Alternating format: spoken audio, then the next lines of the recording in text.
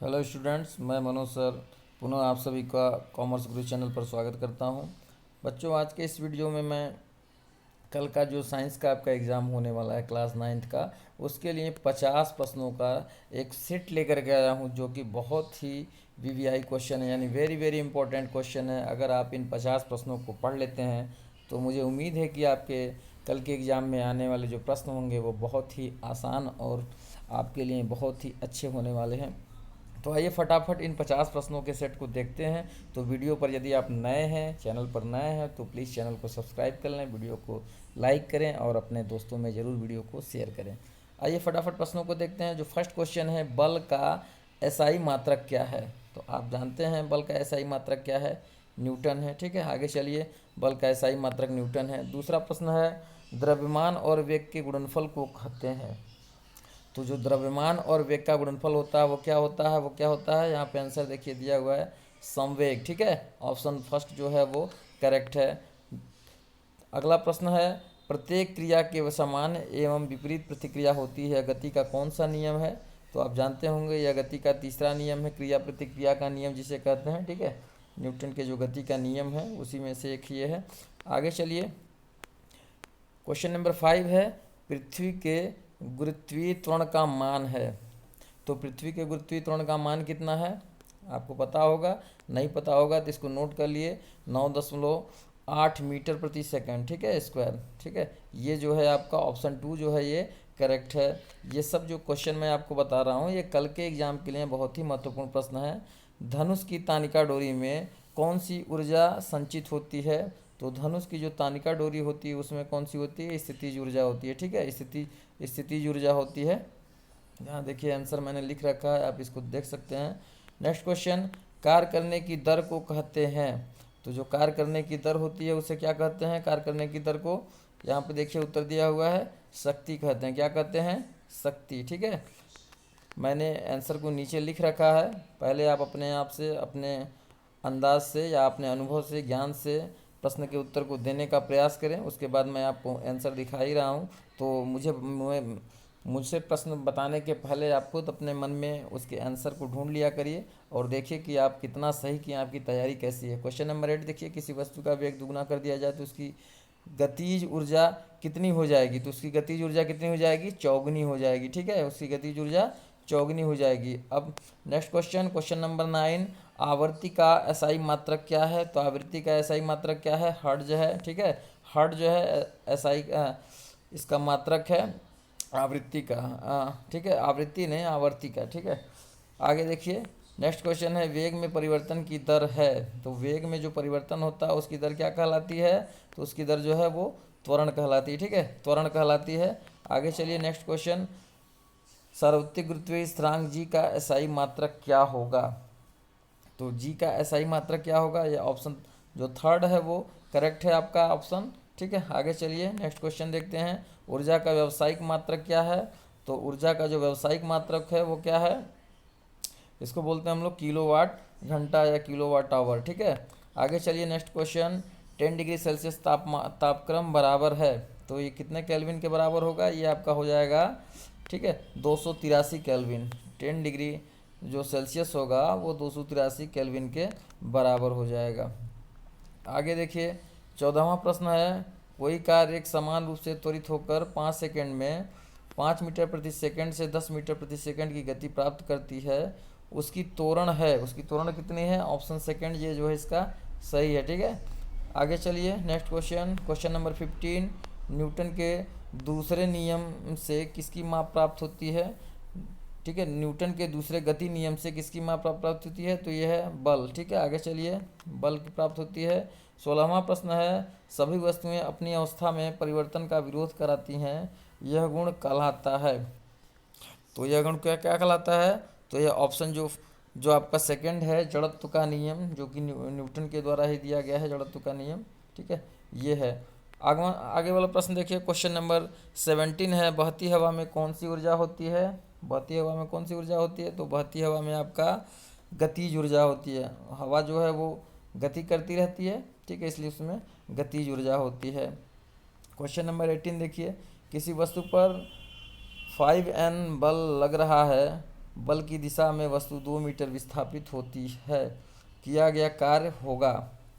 ठीक है, तो 5 न्यूटन बल लग रहा है, तो उसका जो बल की दिशा होगी, वस्तु 2 मीटर विस्थापित होती है, तो किया गया कार्य क्या कहलाएगा, 10 जूल हो जाएगा। ठीक है, जो कार्य होगा वो 10 जूल यानी 10 जूल के बराबर होगा।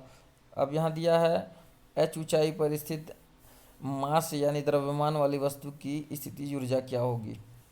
तो उसकी जो स्थितिज ऊर्जा होगी वो क्या होगी, यहाँ देखिए दिया हुआ है mgh यानी मास, ग्रेविटी और हाइट। ठीक है, ये तीनों का मल्टीप्लिकेशन हो जाएगा।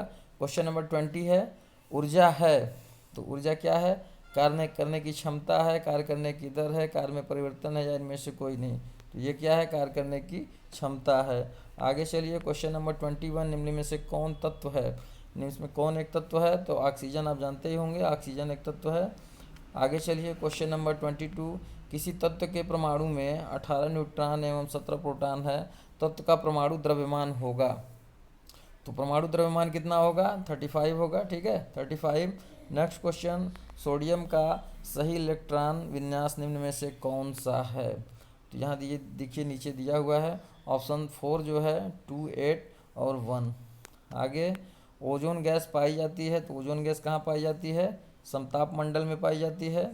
नेक्स्ट क्वेश्चन है क्वेश्चन नंबर 25, निम्न में से कौन मिश्रण है, तो कौन मिश्रण है, वायु एक मिश्रण है जिसमें बहुत सारी गैसें पाई जाती हैं।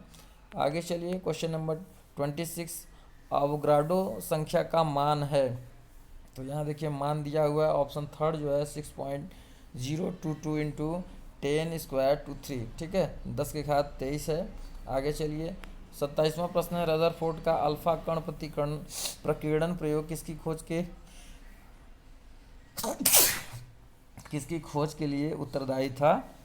तो ये हो जाएगा परमाणु केंद्रक, परमाणु केंद्रक के लिए ये उत्तरदायी था। अगला प्रश्न है, किस अवस्था में अणुओं की ऊर्जा सबसे कम होती है। तो ये जो ठोस होते हैं इनमें अणुओं की ऊर्जा सबसे कम होती है। नेक्स्ट क्वेश्चन, निम्न में से कौन यौगिक है। तो नमक जो है एक है यौगिक। ठीक है, ऑप्शन 4 जो है वो करेक्ट है। 31 क्वेश्चन, परमाणु का नाभिक होता है, तो जो परमाणु का नाभिक होता है वो उदासीन होता है। ठीक है, उदासीन।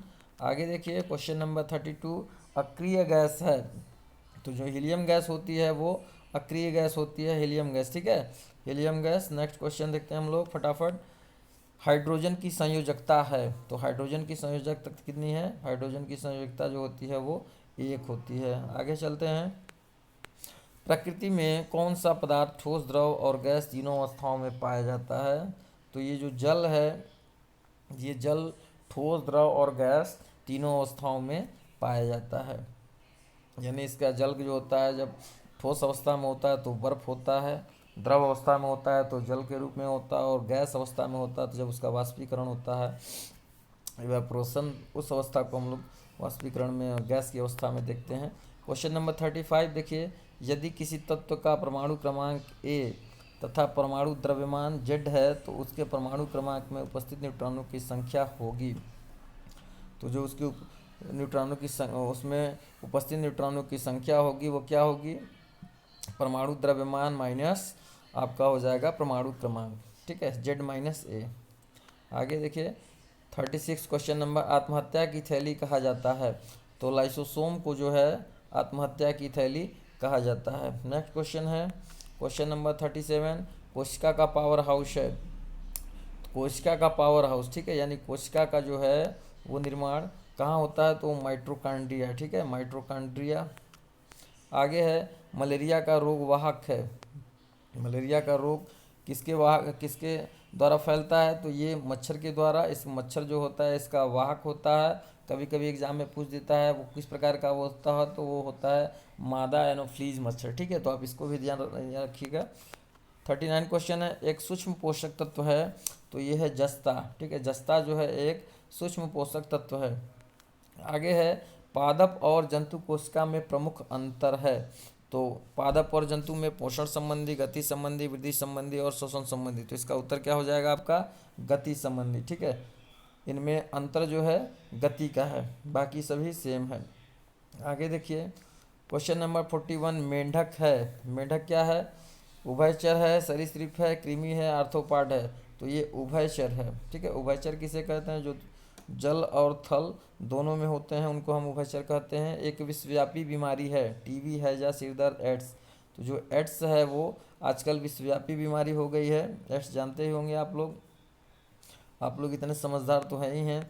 आगे है 43 क्वेश्चन। एक संक्रामक रोग है, हृदय रोग, कैंसर रोग, कुष्ठ रोग और हैजा। तो जो हैजा है बहुत ही संक्रामक बीमारी है।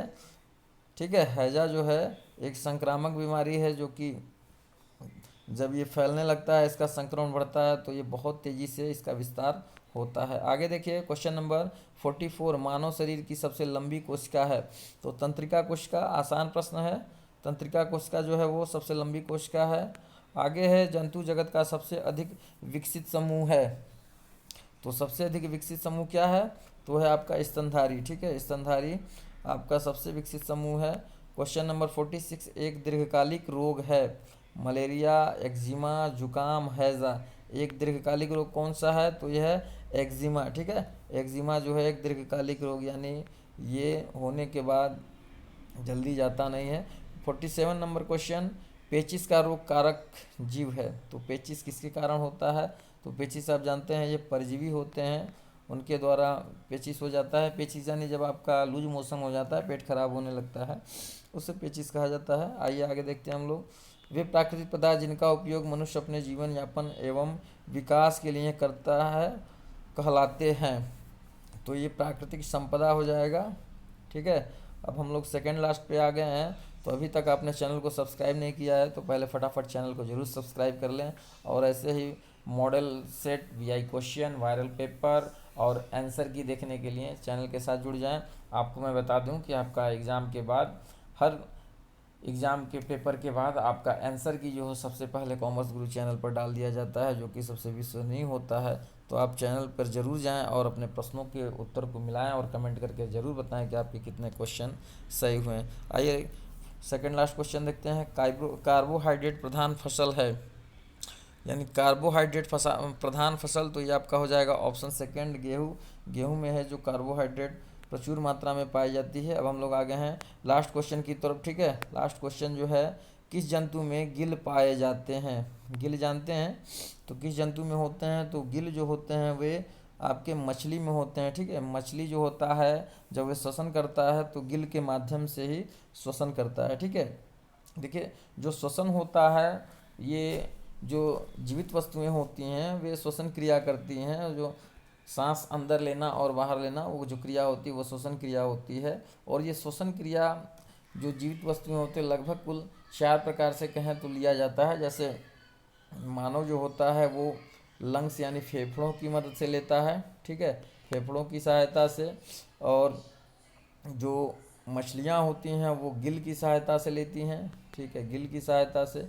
पेड़ जो होते हैं वे पत्तियों की सहायता से वे अपना श्वसन का कार्य करते हैं। और जो इंसेक्ट होते हैं, कीट पतंगे होते हैं, वो उनमें जो होते हैं एयर बड्स और टप्स होते हैं, उसकी सहायता से वे जो है कि श्वसन की कार्य करते हैं। ठीक है, तो इस प्रकार हम लोगों ने कुल 40 महत्वपूर्ण प्रश्नों को देखा। अगर प्रश्न आपको अच्छे लगे हों और ऐसे ही आप और महत्वपूर्ण प्रश्न चाहते हैं तो चैनल को ज़रूर सब्सक्राइब कर लें। वीडियो देखने के लिए आप सभी का बहुत बहुत धन्यवाद।